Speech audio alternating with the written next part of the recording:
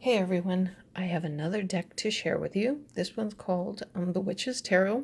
It's not actually it's Witch's Tarot because apparently there's another deck called the Witch's Tarot.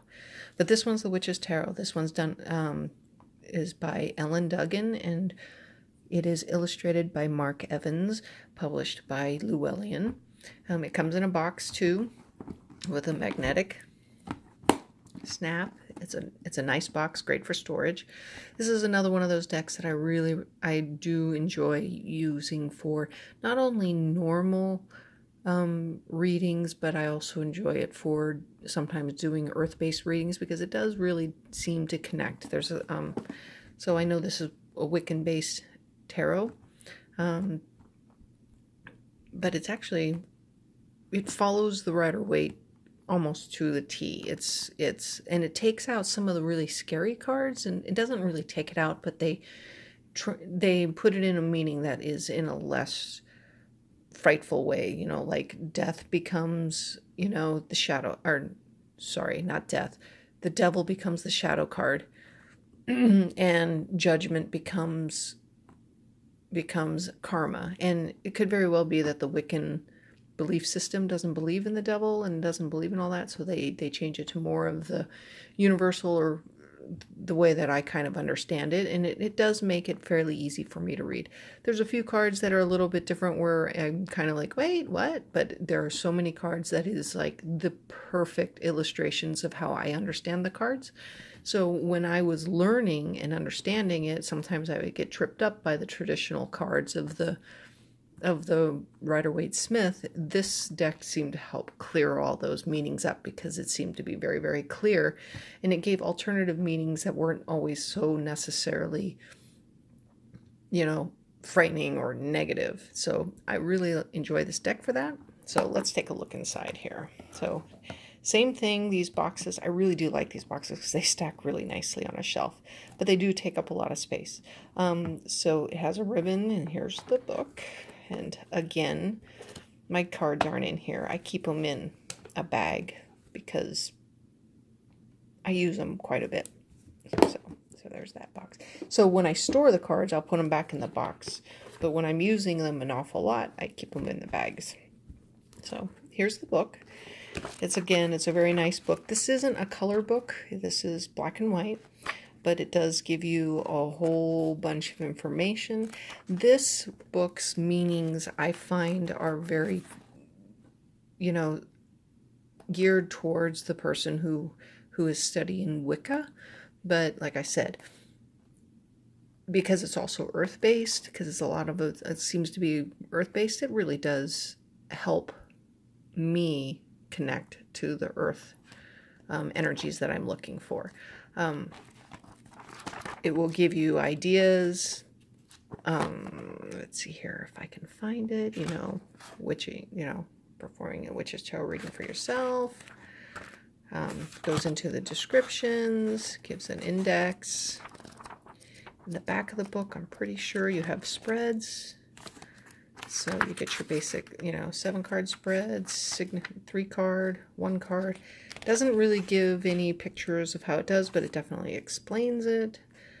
Goes into the signs, goes into numbers, the suites, triple goddess spread. So there's a lot of information in here that you can use. This book is 302 pages, so it's a good sized book. It's actually a very informative book, and I find it very interesting. I don't use it a whole lot when it comes to pulling meanings out, but I really like it. So, but it's good when I want just a different viewpoint or a different take on cards that I probably haven't considered before. So with that in mind, that's a great source book. So here, let's go to the cards. So all right, so, I did put a black Sharpie to the edges of these cards because they just look better to me. So I did it. I know I did it. So if you want a black edge, you kind of have to go through each card and then do a Sharpie on each card. So here's the back. Now, considering that I'm more of a universal, I love universal energy, I love learning about that, this back of this card very much appeals to my sense of, you know, of understanding. So it appeals to what I like. Has the phases of the moon. It is not reversible, obviously, because you have red on the top, blue on the bottom. So I'm sure you could read them as reverse. I usually don't read as reverse, but so that's what it is. The cards are, this is again a thinner stock. It's glossy. They're very, very smooth, so spreading them is very easy. They're glossy, they're slick. They do shuffle really well. Like I said, I use this deck quite a bit. Anyways, so here we go. Let's look at the Fool. And obviously, if I use it so much, some of the black is kind of coming off, but that's all right. Anyway, so here's the Fool. We'll go through them right now, and I'll point out, it. Like I said, it follows the Rider-Waite, point out the ones that are different, and I'll point out my favorites and the ones that make me go, what? So anyways, here's the Fool. Definitely has all the symbolism: the white dog, the white rose, the satchel, the wand, getting ready to walk off a cliff, getting ready to go in. The only thing that's missing is the sun, but it's not a big deal. It's still a fool's journey. So, all right, let's pick these up. So here's the Magician. Here's the High Priestess. I really like this High Priestess. I love that she sits, because it's like internal, your inner knowledge, inner mysteries, inner stuff, and it's the moon underneath with the universe, so I really like that. The Empress, I think it's a beautiful Empress. The Emperor, protection, order. The High Priest. This is normally called the Hierophant card, but you know, it's the High Priest, but it conveys the same meanings. Instead of two people, they're two keys. The Lovers. I like this card. The Chariot. Strength. The Hermit. I like this card a lot too. The Wheel of the Year. In normal tarot, this is called the Wheel of Fortune, but this is the Wheel of the Year. Same concept, though. Justice. I like this Justice. The Hangman.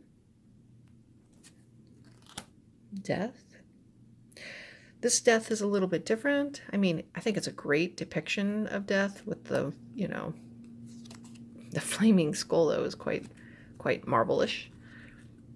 But they don't have like the four people depicted. It's like, you know, they have the person that's welcoming death, welcoming the change, but they don't show like people, you know, in like physical death state or afraid of death, or, you know, the different, how people respond to death. They don't have that. So you kind of have to know it. Temperance. This is the shadow side. This is the Devil card. Yeah, this is the Devil card. So they call it the shadow side. And it is true. I mean, you could be chained to your fears. You can be, you know, you have a shadow. It's facing your fears. Just turn around and face your fears. Your fears. It could be your addictions and stuff. So it gives the same concept and meaning of the Devil, even though it's called the shadow card, because it is asking you to face the fears that exist within yourself. So in a way, I actually like this card way better than the Devil card. The Tower. The Star. The Moon. The Sun. Karma. This is normally the Judgment card, but here we are with Karma. It is the you reap what you sow. This is also, I like this depiction because it is, you are following your calling. So in that way, it works. And karma also is like, you're either going to celebrate your triumphs or you're going to reap what you sow. So karma, it's a good card. The World. I like the earthy feel about the World. Ace of Cups, Two of Cups, Three of Cups, Four of Cups. Everybody kind of looks bored there. Five of Cups. I don't know. When I first saw this card for Five of Cups is a card of loss. It doesn't, I mean, the only really indication is the Three Cups down and the Two Cups standing up. She doesn't fully look like she lost something, but it's still a very pretty card, so I'm not complaining. The nostalgia card. I love this card. This really brings home the youth, the children, the choices. The Eight of Cups, the Nine of Cups, the Ten of Cups. This is the Page of Cups. This is one of my, in this particular deck, I really love all the pages, every single one of them. The reason why I love them is because pages are very much youth, and in all the pages in this deck depict children, which really help drive home the fact that this is like kids beginning their journeys, coming into their own, beginning their new journeys. It's a very youthful card. It talks about, you know, the immaturity of it, but, you know, the hopefulness of it, the adventures of it. So in this particular deck, this deck depicts pages in my most favorite way. Page of Cups, Knight of Cups, Queen of Cups, King of Cups, and Wands. Two of Wands, Three of Wands, Four of Wands. Here's another one of my favorite cards. This is the fighting card, where everybody's in fighting, but everybody's on equal ground. They're all fighting. This just appeals to the dragon lover inside of me. So yes, this is definitely one of my most favorite cards. Well, there's a couple favorite cards. Okay. Celebration, Six of Wands, standing around, Eight of Wands. That's an interesting perspective for movement. Nine of Wands, Ten of Wands. See what I mean? Here's this Page of Wands. Doesn't he look like he's ready for an adventure? He's announcing what he's going to do. He's talkative. He's excited. He's ready to go on an adventure. The cat's ready to go with him. It's awesome. This is awesome. Let's go on an adventure. Reminds me of Bilbo Baggins in the movie The Hobbit. Knight of Wands, Queen of Wands, King of Wands, Ace of Pentacles, Two of Pentacles, Three of Pentacles. The only thing about this card, I wish there were more people in here to discuss the working together aspect and not just the commissioning part, but it's definitely, I mean, it still works, but I wish there was more people. Just a wish. Four of Pentacles, Five of Pentacles. This is different from the Rider-Waite because there's no two people. Look, I mean, this definitely gives the feeling like everybody's left out in the cold, but there's no people depicting it. But that's just minor. Six of Pentacles, Seven of Pentacles, Eight of Pentacles, Nine of Pentacles. I like this card. Ten of Pentacles. See how great these pages are depicted? The Knights definitely have the Knights feels. The Queen. King. Swords. Two of Swords. Three of Swords. Four of Swords. And this one's different too. Normally this is, you see a person laying down asleep, on a slab of rock or something. But she's getting ready to go rest. And she's like, you know, putting up her things, getting ready for battle. She's getting ready to go rest, but that you have to kind of know that. So this one kind of makes me kind of go, oh, wait, what? How is this depict rest?